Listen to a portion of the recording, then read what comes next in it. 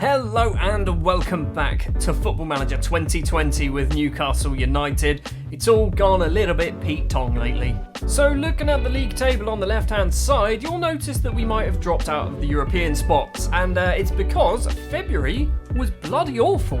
Obviously in the last episode we lost to Manchester United, we then played Spurs and we drew 1-1. We deserved to win a 94th minute equaliser in this one against Norwich, who seem to be our bogey team at the moment, losing once again 2-0 in this one. Against Chelsea, we should have won, conceding a 93rd minute equaliser this time from Christian Pulisic. But the good news is we then had to play bottom of the table Burnley and beat them 3-0. Rafael Santos Ball, Marlon Charles and Matthias Jakobsen with the goals in this. I'm hoping for a much better March. And by much better March, we've got Brighton, who are 14th, and Villa, who are 16th. If we don't win both of those games, this month has been a disaster. In other news, we've got our youth intake in, and we have a player who has 5-star potential in the Premier League. 5-star potential player in the Premier League. He's Scottish. His name is Eric Horn. He's a right-sided winger, which isn't great for us. He's also an attacking midfielder, though. So maybe old Eric here, I say old, he's actually born in 2008. That makes me feel old. Maybe Eric is going to be training up as an attacking midfielder. Maybe we do exactly what we did with Marlon Charles and training him up to a wing-back. I've got the best ideas. He might become. He's going to become a wing-back, isn't he? I'm going to do it. I can see it happening now. We've also got Craig James, who, despite the fact only has 3.5-star current ability, potential ability, looks bloody good. The problem with Craig is he's a central defender, or a born midfielder really, who's 5'8". He needs a growth spurt or a position change. Maybe he's going to be my right back. We've also got Jordan Ormerod, who once again looks half decent. 3.5-star potential ability, just 1-star current ability, but mentally he's got some good numbers in there that are like naturally-ish as a deep line forward on support. He's 6'4". He should be the centre back. I'm not going to go through every single player here. Obviously, we haven't signed any of these just yet. They've literally just come through, but they will be signing, or the best ones will be signing anyway. So the good news is, despite the fact that we've dropped down to 9th place in the table, we have our game in hand because we're actually playing on the Monday night. So everyone else around us has played 30 games, apart from Leicester, who can't catch us up even if we lose and they win. So yeah, a victory here will put us on to 47 points, but our goal difference is much better than Norwich's somehow, so we will actually move back up into 7th place in the table. So there is still a reasonable chance we're going to get European football. However, Chelsea have qualified for the Europa League too. They are not in 7th place. I imagine 7th place gets you bugger all again this year. The starting lineup we will be going for then. We're playing the 5-2-1-2 wing-back gegenpress formation. In goal is going to be Adonam. Johnny Panzo returns to the first team for the first time in literal months. If we look, form, he hasn't played for basically longer than the form actually tells you. He has been playing for the under-23s, not England under-21s, has been playing 45 minutes week in, week out. You know what I mean? You can see there. So he's getting his match fitness up. It's time against a reasonable Brighton team to bring him into the first team. Probably not going to play a full 90 minutes. He's going to be in defence with his best friend, John Suter, and Big Dids is going to be the left side, left back, right back, centre back. That's the position that he's playing. Johnny Santos and Marlon Charles will be the two wing backs in the middle. Matteo Guendouzi and Christ Cheoule. One player that costs £10,000, one player that costs £50 million.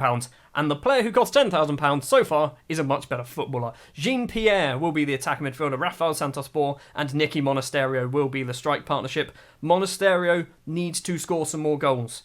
I know he's got a few recently. He's starting to pick them up. But 10 goals in 28 appearances is not good enough for my liking. I need some more goals from him. Well, Brighton appear to have one of my former players, Kik Pierre, a player who I've actually kind of scouted a few times before. I want to bring him back to the club. And by back, I mean to me, not to the club. He was never a Newcastle player. He's good, but he's not actually as good as he perhaps should have been.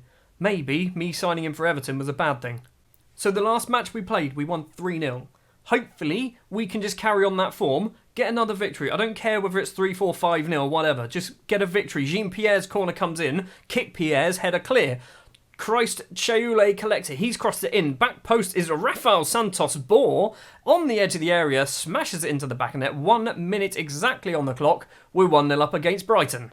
Couldn't have asked for a better start than that, could you? Moving up into 7th place, we have a throw with Marlon Charles. Nicky Monasterio, go back to Charles, please. He does. The wonder kid from England crosses it in. Santos isn't going to get there, and Brighton can just smash the ball upfield. Johnny Panzo collects it. Johnny Suter all the way back now to the Brazilian Adinam. Now, Big Dids. He's going to run with the ball. No, he doesn't. Plays it with the outside of his right foot to Marlon Charles. Dids wants it back. Dids gets it back.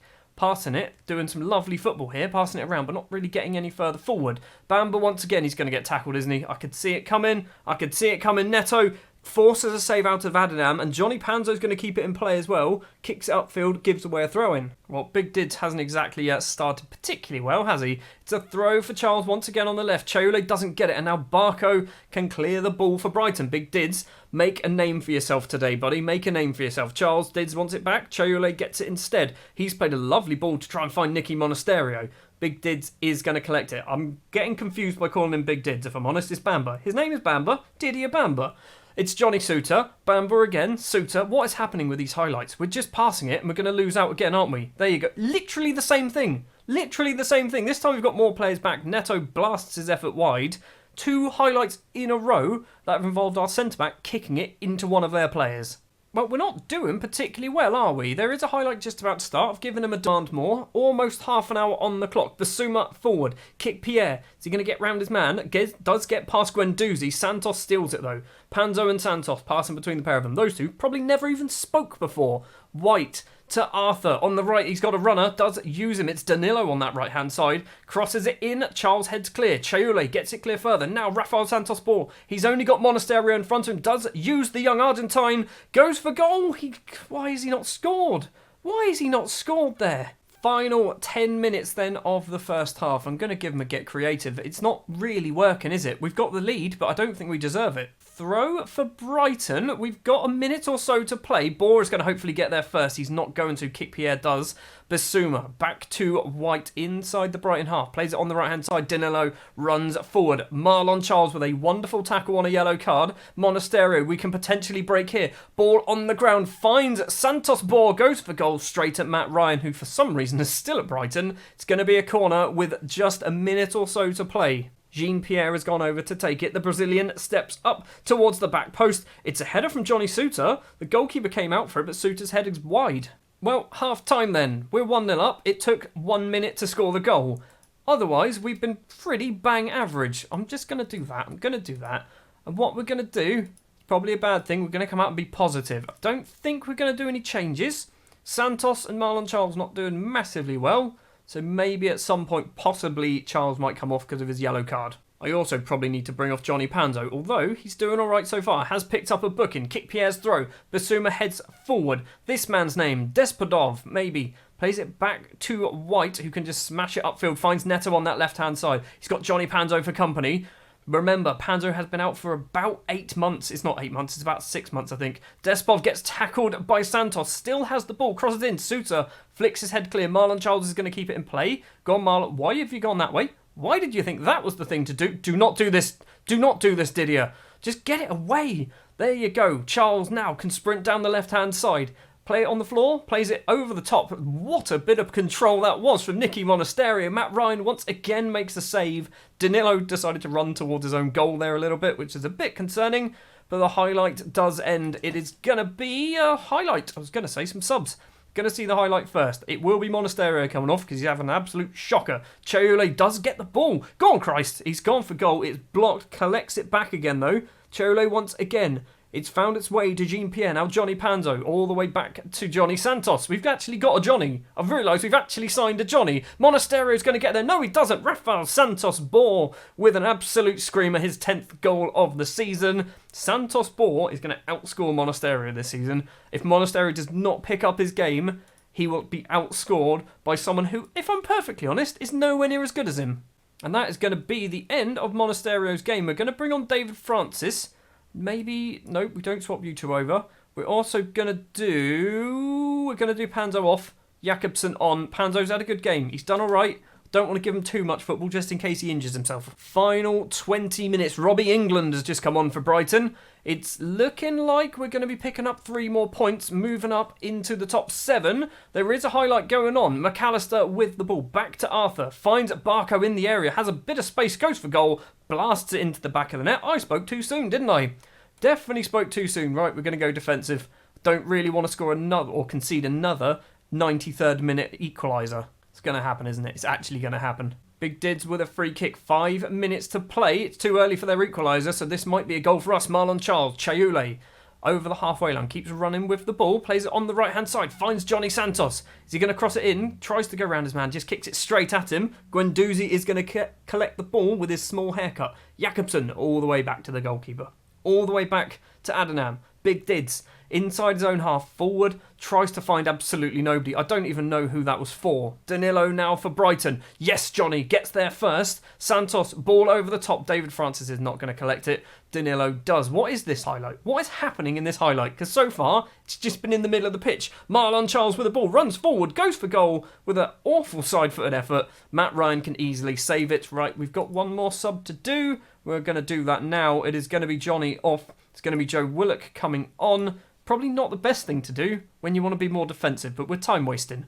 5 minutes of injury time. I mean, we didn't see a single highlight in it, but 5 minutes, actually 6 minutes of injury time. We do manage to pick up the 3 points against Brighton. Once again, it was one of those matches where I think we could have done more. We should have done more. If old, what's his name, Monasterio took his chances, we could have been 3 or 4-0 up. We had 3 clean-cut chances. Can we see who actually had those chances? Is that possible? Is that a thing we can do? If we go attacking, can we see attacking clear-cut chances? I mean, Monasterio had 4 shots and actually only missed a couple of them, or one of them, sorry. That wasn't too bad.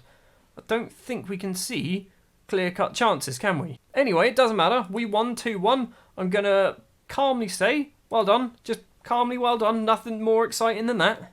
And that victory then, as I've mentioned, puts us back into 7th place in the table. 13 victories, 8 draws, 9 defeats. Positive 9 goal difference. We are still within actual touching distance of Everton now.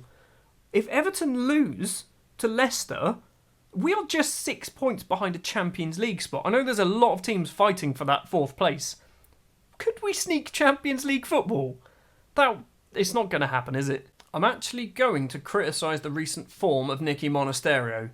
You've been declining. Pick it up. I agree. I have been disappointed. Good. Everybody listens. Everyone's happy. Well, that is going to do it then for this episode. Next episode, we are going to go... I've already planned this out in my head, so this is actually something I know what's happening. We're going to go for Southampton. We're going to go right near the end of the season. So we're going to miss Villa, a match that we should win. Manchester City, that's almost guaranteed to be a defeat. Bournemouth and Watford, we could probably get some victories out of one of those at least. So 4 games in between episodes, 12 points up for grabs. I want 6 points. 6 points out of those 12, ideally 9. I mean, ideally 12, but I think 9 points is a possibility. Losing to Man City is probably the one that's somewhat guaranteed. Thank you very much for watching this episode of Football Manager 2020 with Newcastle United. If you did enjoy, do remember to leave a like. If you want to see more, hit the subscribe button. I'll be back next time with the match up against Southampton.